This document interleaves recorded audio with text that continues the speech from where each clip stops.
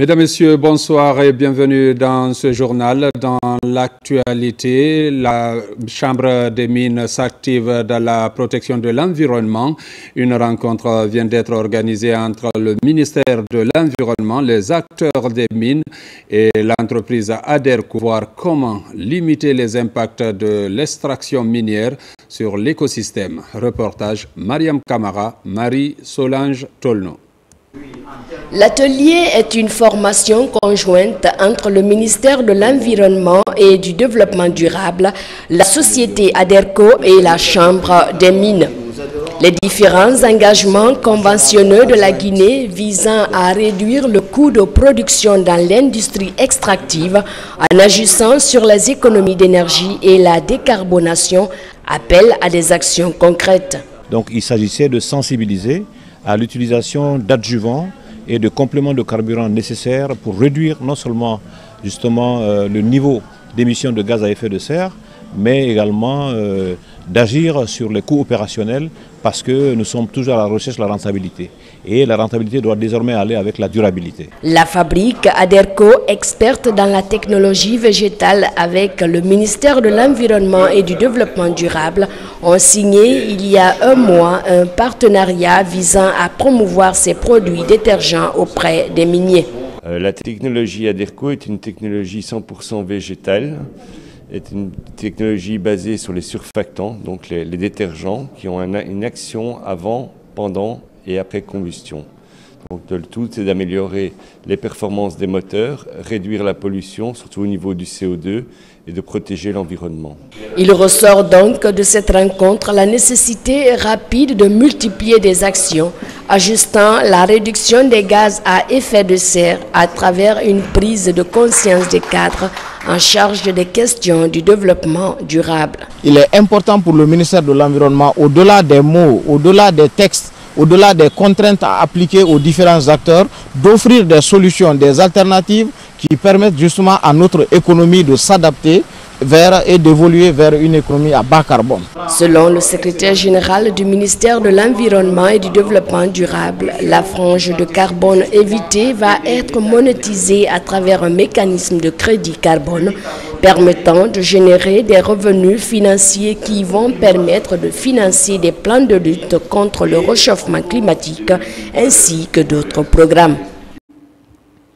Et puis, comment renforcer le partenariat entre les différentes parties intervenant dans la gestion du Moimbaffing, le thème récemment en discussion à Mamou, initié par le ministère de l'Environnement à travers l'Office guinéen des parcs et réserves de faune et de flore sur financement conjoint des ONG Bafing Falémé, Femmes Pro Forêt et le projet Bafing Offset Programme. La rencontre a permis de mettre en place un cadre de concertation dans le but d'assurer une gestion efficace du parc et améliorer les conditions de vie des populations riveraines. Reportage Mamadou Patebaldi. Le ministère de l'Environnement et du Développement durable, à travers l'Office guinéen des parcs nationaux et réserves de faune, multiplie les efforts pour assurer une gestion efficace du parc national du Moimbaffing.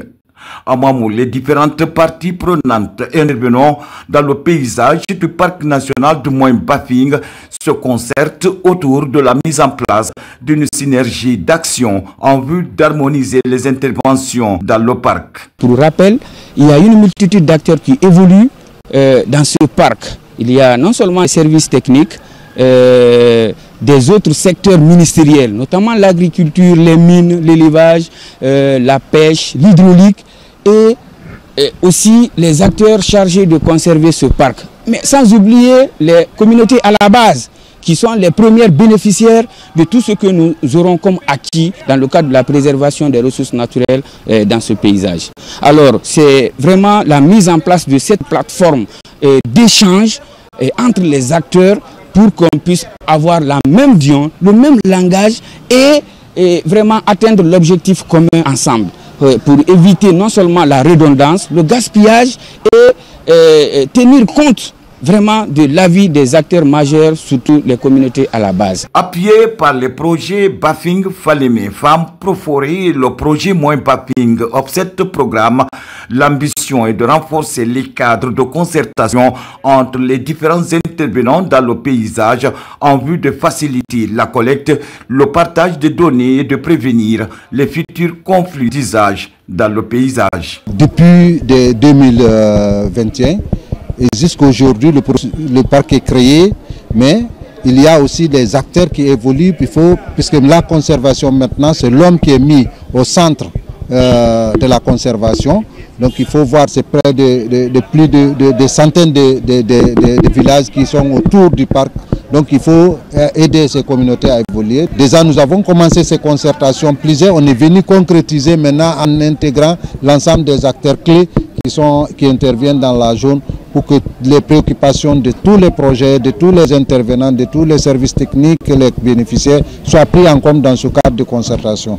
Le renforcement de cette collaboration entre l'ensemble des acteurs favorise la mise en place des mécanismes de coordination formalisés, équilibrés et efficaces. Cela en permettra la réalisation des activités au bénéfice des populations riveraines. Le ministère donc a envisagé à travers ce atelier la mise en place d'une convention cadre entre ces acteurs, entre ces intervenants, afin de voir comment on peut avoir une planification commune et centralisée, des engagements communs avec des actions différenciées sur le terrain et des actions dont l'impact cumulé positif va positivement accompagner les communautés afin de réduire leur pression sur le bassin, le paysage du Bafing Falémé dans son ensemble et plus particulièrement dans le cœur massif de Fouta Djallon. Au terme de 3 jours d'intenses travaux, un cadre de concertation a été mis en place. Son objectif est de faciliter une meilleure coordination entre les différents acteurs en vue d'assurer un développement durable des populations vivant le long du parc national de Moins Bafing. Religion, fin de pèlerinage à la Mecque. Les Guinéens qui ont visité les lieux saints de l'islam s'apprêtent à regagner le pays. Lors de leur séjour, ils ont formulé des prières et de bénédictions pour le pays. Reportage Lancé Koulibaly. C'est ici, au pied du mont Arafat, témoin du dernier sermon du prophète Mohammed, paix et salut sur lui, que plus d'1 600 000 fidèles musulmans se sont rassemblés ce 5 juin pour faire des invocations et bénédictions. Un rituel traditionnel qui marque le début du Hajj 2025. Le prophète paix et salut sur lui a dit que Al-Hajj Arafah, Al-Hajj Arafah, Al-Hajj Arafah, qui est le pèlerinage, c'est Arafah. Arafah, c'est cette agglomération que nous sommes là aujourd'hui. Et il y a un jour précis dans l'année, dans les 12 mois, c'est le 9e jour de 12e mois lunaire. C'est aujourd'hui que Dieu a fait en sorte que 2025, que soit ça. Et le jour de Arafat, quand un pèlerin vient à Arafat, vient au pèlerinage, il doit être là par une portion de temps à Arafat le 9e jour. Même les malades qui sont dans les hôpitaux, les autorités saoudiennes mettent les moyens aux dispositions des hôpitaux pour envoyer même les malades qui sont des pèlerins, ils viendront dans l'ambulance pour être là. Pourquoi cela? Parce que c'est aujourd'hui que Arafat qui est le pèlerinage. Et toute invocation faite aujourd'hui, ça corrobore avec le sunna du prophète, paix soit sur lui. Après aujourd'hui, ça va être le jour de la fête. C'est pourquoi ceux qui n'ont pas pu faire le déplacement, venir ici, le prophète paix soit sur lui a institué pour eux de faire le jeûne. Car le pèlerinage, bien exaucé, Dieu nous a promis le paradis. Le prophète paix soit sur lui dit Al-Hajj al-Mabrour, laysa lahu jazaa'un illa al-Jannah, qu'un pèlerinage exaucé n'a d'autre récompense que le paradis. Que Dieu exauce notre pèlerinage. Du mont Arafat, cap sur la plaine de Mouzdalifa, site sur lequel le prophète a marqué un temps d'arrêt pour prier dans la soirée avant de se munir de cailloux pour aller lapider le Satan à Mina. un rituel suivi depuis par des fidèles. Les pèlerins guinéens se sont réjouis de la qualité de l'organisation de cette édition. Le message que j'ai pour tous les Guinéens, c'est d'éviter la division. Il faut que les Guinéens soient unis autour d'un idéal, celui de la refondation et le développement économique de notre pays. Que tous les Guinéens se donnent la main, qu'ils soient Malinké, Peul, Soussou ou forestiers, que tout le monde se donne la main pour construire la nation guinéenne et soutenir le général Mamadi Doumbouya. À travers la lecture du Saint-Coran, le secrétariat général des affaires religieuses a mobilisé la communauté guinéenne pour prier et formuler des bénédictions en faveur de la paix, de la cohésion sociale, avant de véhiculer des messages du gouvernement. Le message, c'était le message du chef de l'État.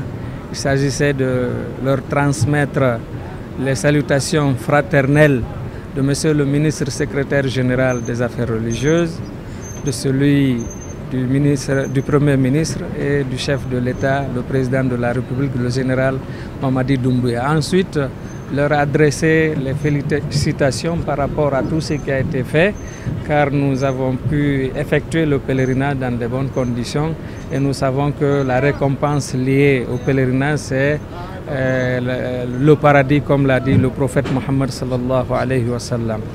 Ensuite, nous leur avons livré un message par rapport aux préparatifs du retour. Si des améliorations ont été constatées au niveau des installations des pèlerins guinéens, la présence des personnes d'un certain âge et parfois très malades est à déplorer. D'où la nécessité pour les responsables en charge du pèlerinage d'exiger la rigueur dans le choix des candidats aux futures éditions. Sport, fin à Dakar du tournoi de fraternité entre les fils ressortissants de la préfecture de Mali. La compétition a regroupé 24 équipes reparties en 6 poules de 4. La finale a opposé Bantignel à son homologue de Tiangui. Une occasion pour les organisateurs de sensibiliser les ressortissants guinéens vivant au Sénégal sur le recensement biométrique. Reportage Djibril Kamara. Le tournoi Vicoma, Vision des communes de Mali, se joue en sa 2e édition entre les fils ressortissants de la préfecture de Mali à Dakar. Au cours de cette 2e édition, l'accent a été mis sur l'importance du recensement biométrique. Cette initiative, ce n'est pas seulement pour Mali, c'est pour toute la Guinée. Vos messages sont importants. Surtout le recensement biométrique, recensez-vous. C'est pour votre bien. Notre objectif d'être là, c'est pour vous accompagner. Nous sommes contents de votre initiative. Jeunes de Mali, conjuguons les efforts pour l'union. Pendant plusieurs mois, les fils ressortissants de la préfecture de Mali ont communié autour du Curon. La finale, jouée au stade Moussassi des Parcelles à Séni, a opposé la formation de Bantignel à celle de Sangui en vert blanc qui s'est imposée sur le score de 1-0. On a joué une finale qui est assez difficile. Au début, on n'a pas assez concrétisé nos occasions. Mais avant la fin du premier temps, on a su marquer un but. C'est ce qui nous a valu le titre de champion en ce moment. Je remercie aussi l'autorité sénégalaise qui n'a ménagé aucun effort pour la sécurité de cet événement. Sincèrement, nous sommes très ravis de l'harmonie, surtout l'encadrement qui s'est passé ici à Dakar.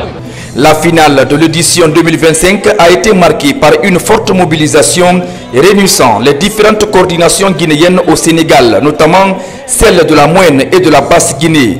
A priori, la vision commune de Mali, c'est promouvoir l'union entre les Guinéens au Sénégal. Mesdames, Messieurs, c'est la fin de cette édition. Merci de l'avoir suivi et bonne suite de programme sur la télévision nationale.